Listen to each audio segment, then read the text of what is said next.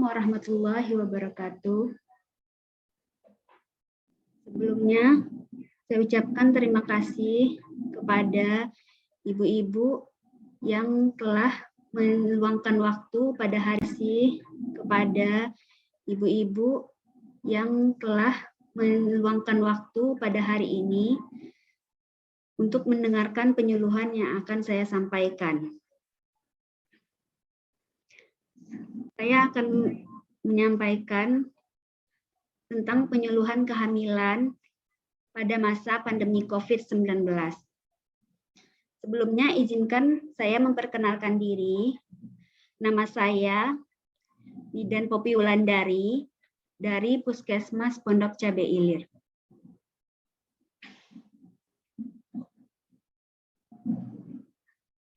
Yang pertama saya akan membahas tentang kehamilan.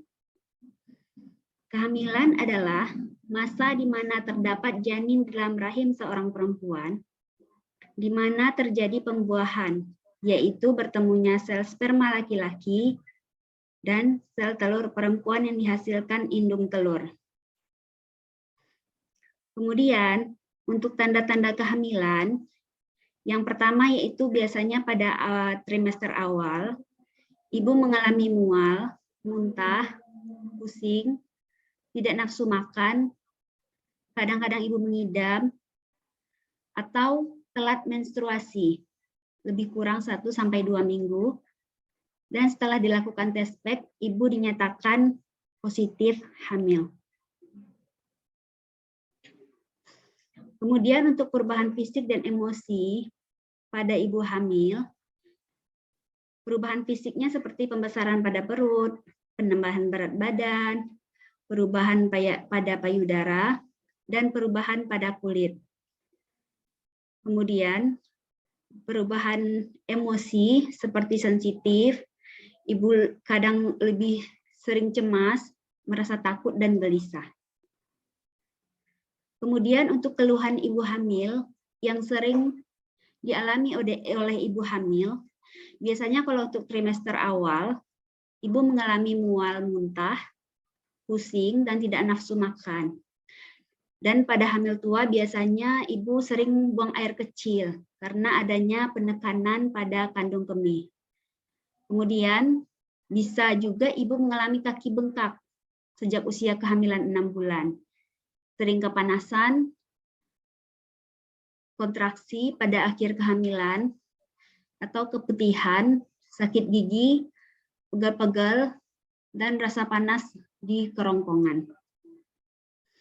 Kemudian untuk pemeriksaan kehamilan, itu dilakukan minimal 6 kali selama kehamilan, di mana 2 kali dilakukan pada 3 bulan pertama, 1 kali dilakukan pada 3 bulan kedua, atau usia kehamilan 3-6 bulan, dan 3 kali pada usia kehamilan 3 bulan terakhir atau dari 6 bulan sampai 9 bulan.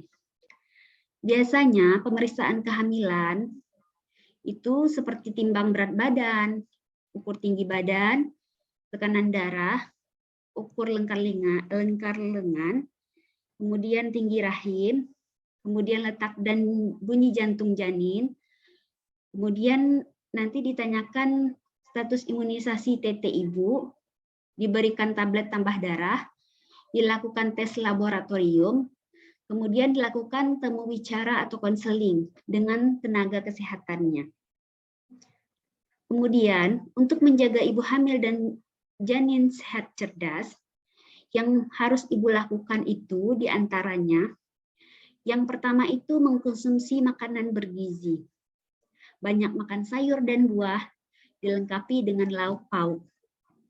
Kemudian istirahat yang cukup, menjaga kebersihan diri, beraktivitas fisik yang tidak memberatkan, kemudian bersama suami melakukan stimulasi raba dan stimulasi suara kepada janin, kemudian pemeriksaan kehamilan secara teratur, yang seperti saya jelaskan tadi, yaitu minimal 6 kali selama kehamilan.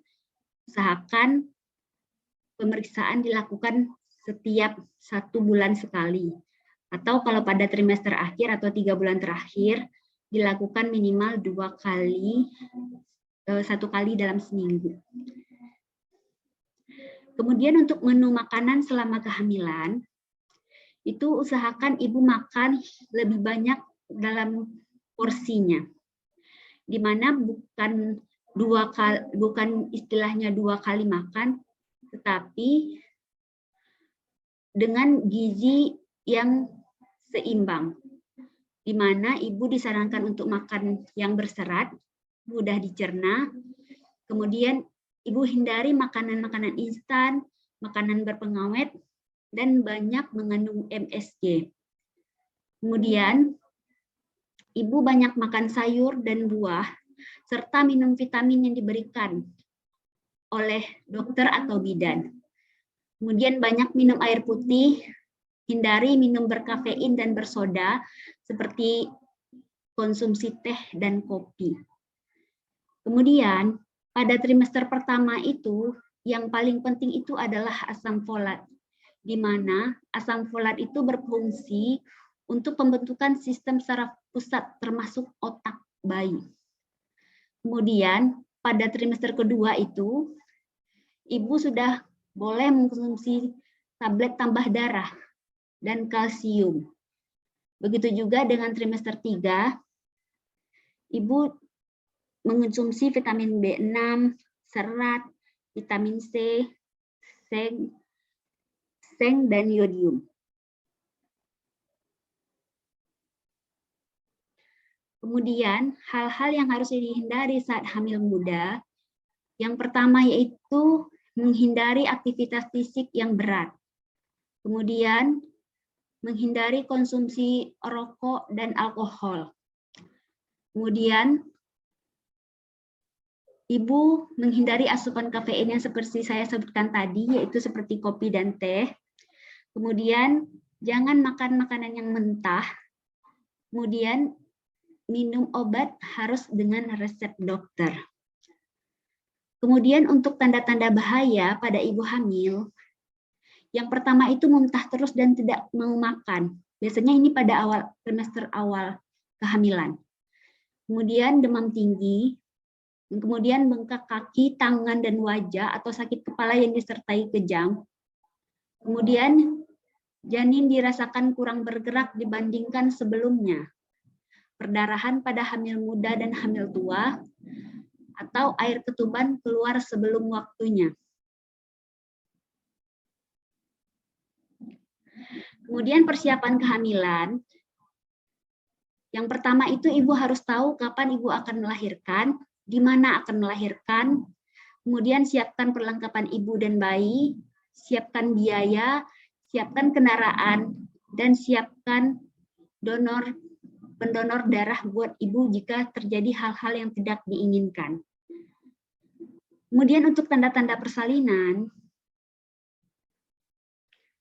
tanda-tanda persalinan itu ada 3. Yang pertama itu mules yang teratur, semakin sering dan semakin lama apabila dilakukan aktivitas. Kemudian keluar lendir bercampur darah dari jalan lahir. Kemudian keluar cairan ketuban dari jalan lahir. Kemudian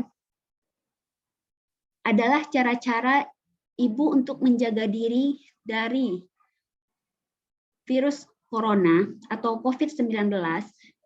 Yang pertama yang harus ibu lakukan adalah jika seandainya memang tidak perlu keluar rumah, ibu tetap di rumah saja. Dan jika memang harus keluar rumah, ibu disarankan untuk menjaga protokol kesehatan ketat dengan 5M, yaitu menjaga jarak, mencuci tangan, memakai masker, menghindari kerumunan, dan mengurangi mobilitas. Kemudian, ibu juga harus mengkonsumsi makanan bergizi, mengkonsumsi vitamin untuk ibu hamil, dan mengkonsumsi vitamin untuk menjaga daya tahan tubuh. Kemudian, apabila ibu merasa gejala seperti mengarah kepada COVID-19, ibu disarankan segera memeriksakan diri kepada tenaga kesehatan atau melapor ke kepada fasilitas kesehatan terdekat untuk dilakukan konsultasi untuk memastikan keadaan ibu. Kemudian, jika seandainya ibu hamil terkena COVID-19, yang harus ibu lakukan adalah segera melapor ke fasilitas kesehatan atau ke tenaga kesehatan untuk dilakukan pemantauan selama ibu melakukan isolasi mandiri. Di rumah, jika memang ibu disarankan untuk isolasi mandiri, harus menggunakan kamar terpisah dari orang yang negatif COVID-19, menggunakan masker, menjaga jarak, kemudian memantau keadaan ibu dan juga keadaan janinnya. Pemantauan ini bisa dilakukan dari pergerakan janin. Kemudian, ibu tetap harus menjaga perilaku hidup sehat, berjemur boleh setiap pagi. Kemudian, jika seandainya ibu mengalami perburukan pada saat isolasi mandiri, ibu dapat melakukan pelaporan kepada tenaga kesehatan yang memantau ibu selama ibu melakukan isolasi mandiri. Jika memang diperlukan, ibu disarankan untuk dirujuk ke rumah sakit yang fasilitasnya lebih memadai. Demikian ibu-ibu penyuluhan saya pada hari ini. Saya ucapkan terima kasih atas perhatiannya dan saya mohon maaf atas segala kekurangannya. Terima kasih sekali lagi. Assalamualaikum warahmatullahi wabarakatuh. Untuk ibu-ibu yang memiliki pertanyaan, boleh diajukan kepada saya. Terima kasih. Pertanyaan dari Ibu Siti Aisyah. Ibu bidan, ciri-ciri mau melahirkan biasanya tanda awal keluar lendir dan darah atau air ketuban dulu. Ini beda-beda ya Bu ya, untuk setiap orang. Terkadang ada orang yang keluar flek dulu, baru dia keluar air ketuban. Yang sebaiknya itu keluar lendir dulu, keluar lendir campur darah dulu. Kalau air ketuban dulu, kalau untuk ibu hamil pertama itu tidak boleh keluar air ketuban sebelum pembukaan 4.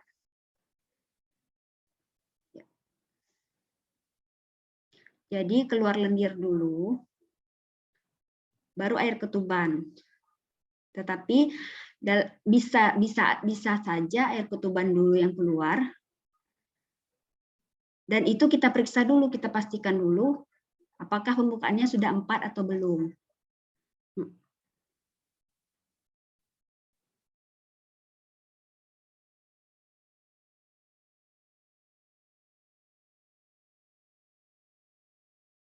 Ada lagi yang mau ditanyakan Ibu-ibu? Pagi Bu Bidan, mau tanya boleh? Iya boleh Ibu Dewi. Jadi sebelumnya saya itu anak pertama itu lahir sesar. Ya, Nah Bu. yang sekarang itu saya mau coba untuk melahirkannya itu per vaginam gitu ya. Ya. Nah baiknya itu karena kan sebenarnya saya masih ragu-ragu gitu karena saya waktu anak pertama juga nggak ngerasain kontraksi, nggak ngerasain apa-apa karena ada suatu hal gitu lah ya. Nah baiknya itu pada saat saya mau melahirkan itu, baiknya itu saya langsung ke rumah sakit atau saya ke puskesmas dulu pas ada nunggu kontraksi atau langsung aja ke dokter baiknya gimana gitu ya. Soalnya kalau kata dokter saya sih bisa-bisa aja karena jaraknya itu lumayan cukup jauh gitu, 5 tahun udah cukup katanya. Udah itu aja pertanyaannya. Terima kasih Bu Bidan. Iya begini. Iya, sama-sama Bu. Begini ya Bu ya. Kalau untuk di puskesmas sendiri untuk ibu hamil yang persalinan dengan bekas sesar itu kita rujuk ke rumah sakit. Jadi untuk persalinan apakah akan persalinan normal atau persalinan dengan sesar lagi itu harus dengan pemantauan dari dokter spesialis Bu. Soalnya jika terjadi sewaktu-waktu hal-hal yang tidak diinginkan, ibu sudah berada di fasilitas kesehatan yang lebih memadai, begitu Bu. Biasanya nanti dokter kalau memang dokter membolehkan untuk persalinan pervaginam, itu biasanya dilakukannya di rumah sakit, bukan di puskesmas gitu, Bu. Oh gitu. Jadi kalau misalnya yang sebelumnya sesar dan pengen PBAC nggak bisa langsung di puskesmas gitu ya. Jadi saya datang ke puskesmas langsung dirujuk gitu. Iya, benar, Bu. Iya. Jadi, Ibu mau rujukannya ke rumah sakit mana gitu. Oh gitu. Kalau datang ke puskesmasnya itu sebelum saya kontraksi atau pas saya udah mulus-mulus baiknya? Kalau bisa kan kalau sudah 36 minggu, Ibu sudah minta rujukan ke puskesmas. Oh gitu, bisa ya? Iya, bisa. Oke.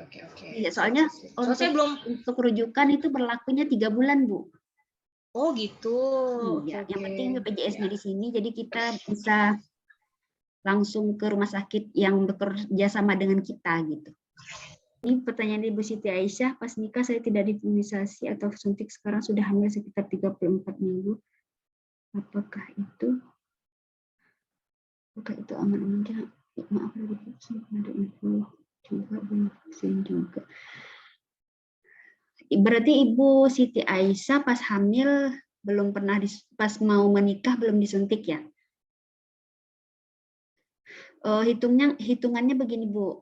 Kalau untuk imunisasi pertama itu dihitung, imunisasi TT itu dihitungnya 5 kali. Jadi imunisasi pertama itu dilakukan pada saat bayi. Jika Ibu imunisasinya sudah lengkap, berarti itu dikategorikan imunisasi pertama. Kemudian imunisasi kedua itu dilakukan pada saat Ibu sekolah SD. Kemudian imunisasi ketiga itu dilakukan pada saat Ibu akan menikah. Berarti kalau selama itu Ibu belum divaksin, berarti Ibu bisa divaksin, boleh pada usia kehamilan 34 minggu boleh dilakukan vaksin. Kalau memang belum untuk vaksin COVID-19, itu bisa nanti menghubungi Bidan Nelly atau menghubungi saya, nanti saya daftarkan untuk ikut imunisasi COVID-19. Tapi untuk ibu hamil yang imunisasi TT itu disarankan untuk pilih salah satu dulu, mau imunisasi TT dulu atau mau imunisasi COVID-19 dulu. Karena beda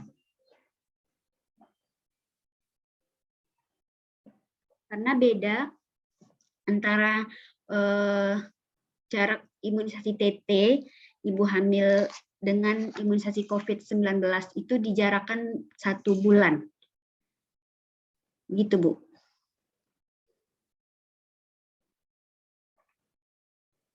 Jadi nanti Ibu kalau mau vaksin bisa hubungin saya. Kalau untuk pelayanan vaksin di Puskesmas Pondok Cabe Ilir untuk imunisasi biasa atau imunisasi TT itu Selasa dan Jumat ya, Bu. Nanti kalau Ibu datang ke Puskesmas, bilangnya jangan pemeriksaan kehamilan, tapi mau vaksin TT untuk Ibu hamil gitu. Kalau untuk vaksin COVID-19, tetap harus melalui bidan koordinator atau bidan Nelly, harus mendaftar dulu. Begitu, Ibu.